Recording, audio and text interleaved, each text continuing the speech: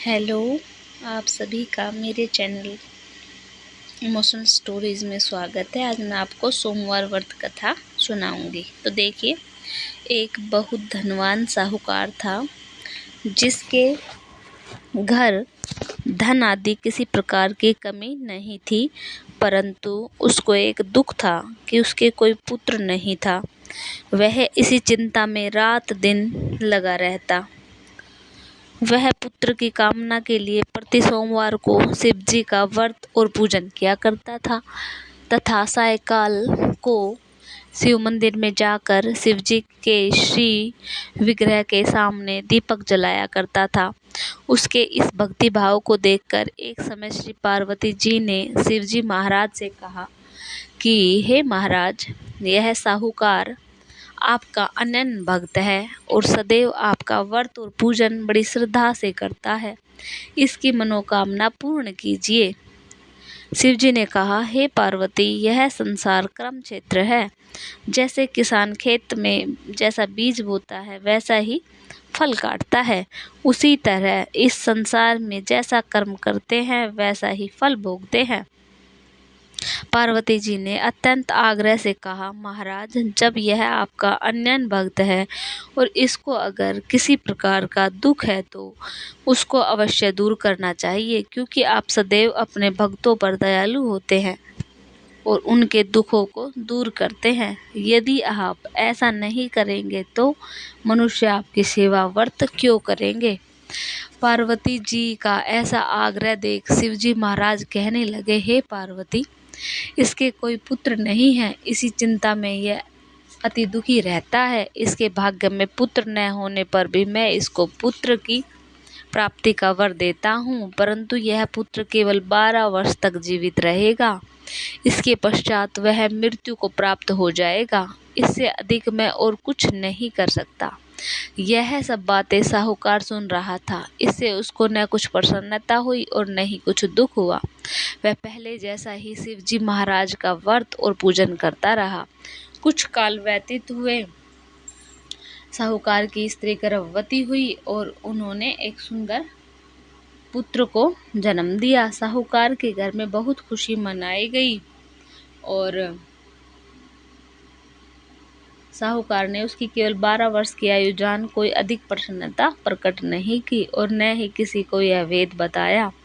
जब वह लड़का 12 वर्ष का हो गया तो उस बालक की माता ने उसके पिता से विवाह आदि के लिए कहा, तो वह साहूकार कहने लगा कि अभी मैं इसका विवाह नहीं करूंगा, अपने पुत्र को काशी जी पढ़ने के लिए भेजूंगा। फिर साहूकार ने अपने साले अर्थात बालक के मामा को बुलाकर बहुत सा धन देकर कहा, तुम इस बालक को काशी जी पढ़ने के लिए ले जाओ और रास्ते में जिस स्थान पर भी जाओ यज्ञ करते और ब्राह्मणों को भोजन कराते जाओ। वह दोनों मामा भांजे यज्ञ करते और ब्राह्मणों को भोजन कराते जा रहे थे।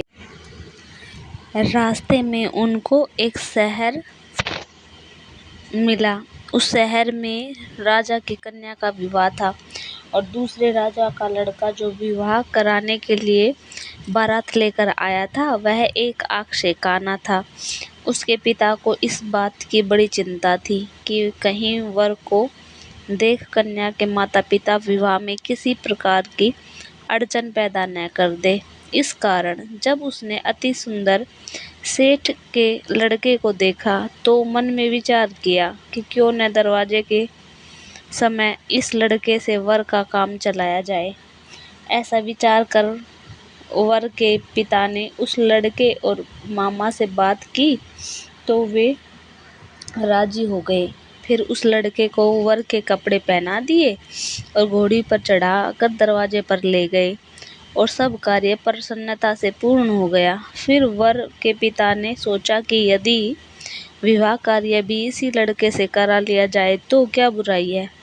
ऐसा विचार कर लड़के और उसके मामा से कहा, यदि आप फेरों का और कन्यादान के काम को भी करा दे तो आपकी बड़ी कृपा होगी और मैं इसके बदले में आपको बहुत कुछ धन दूंगा। तो उन्होंने स्वीकार कर लिया और विवाह कार्य भी बहुत अच्छी तरह से संपन्न हो गया। परंतु जिस समय लड़का जाने लगा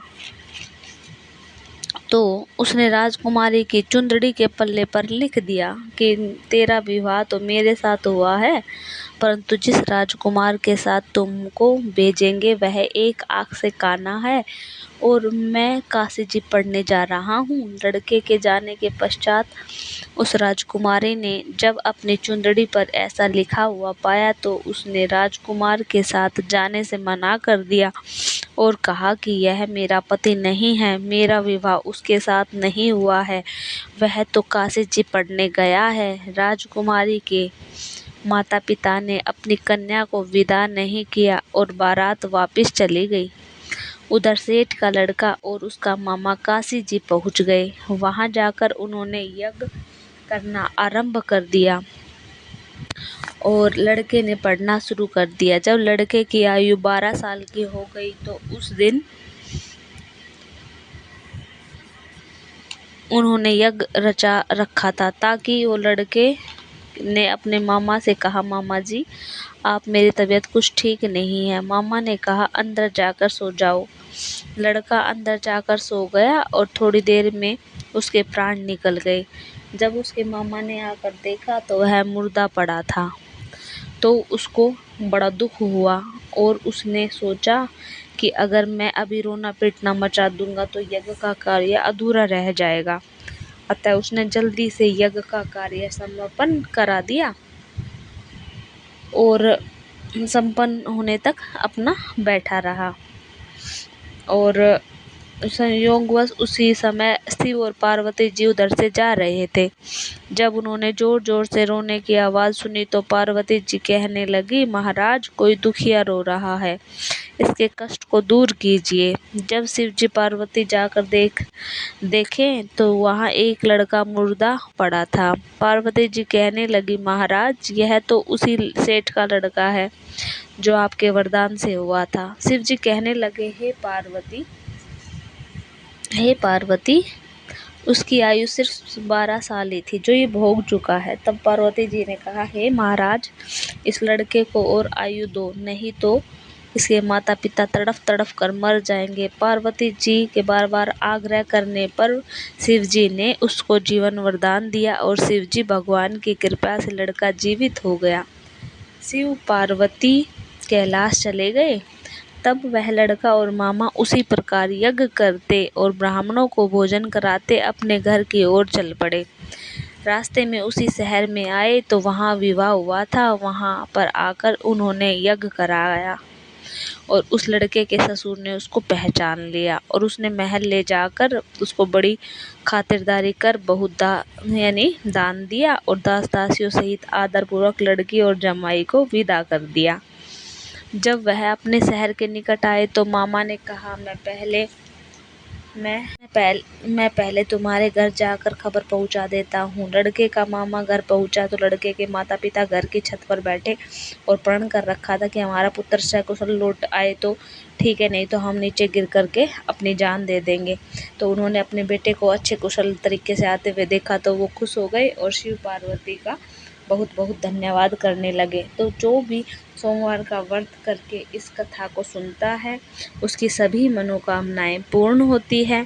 आप ये जो सेठानी की जो कहानी है, इनके पुत्र को आप देख सकते हो, इन्होंने एकदम कुशल होकर के अपने बच्चे को प्राप्त किया। तो जय श्री भोलेनाथ।